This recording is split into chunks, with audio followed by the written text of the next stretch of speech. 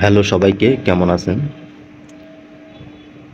Imo, WhatsApp, Messenger এই ধরনের অ্যাপসগুলোতে কিভাবে কল রেকর্ড করে রেখে দিবেন, অডিও কল বা ভিডিও কল।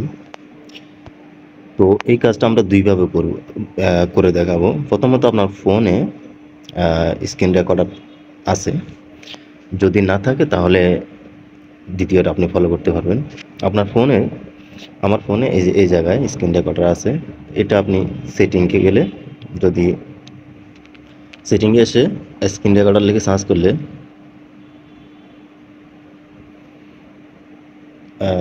স্ক্রিন রেকর্ডার লিখে সার্চ করলে আপনি পেয়ে যাবেন এবং এখানে আপনি টন অন করে দিবেন।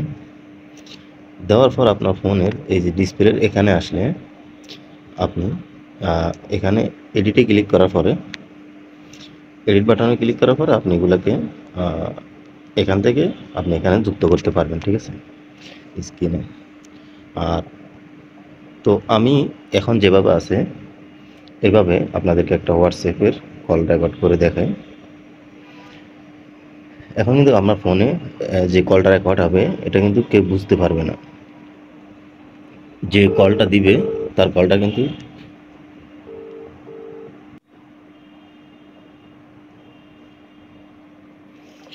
রেকর্ড করা যাচ্ছে। আমি কিন্তু স্ক্রিন রেকর্ডার চালু আছে। এভাবে আপনারা ভিডিও অডিও কল রেকর্ড করে রাখতে পারেন আপনার ফোনে থাকা স্ক্রিন রেকর্ডার দিয়ে। আর আপনার ফোনে যদি না থাকে আপনি প্লে স্টোর থেকে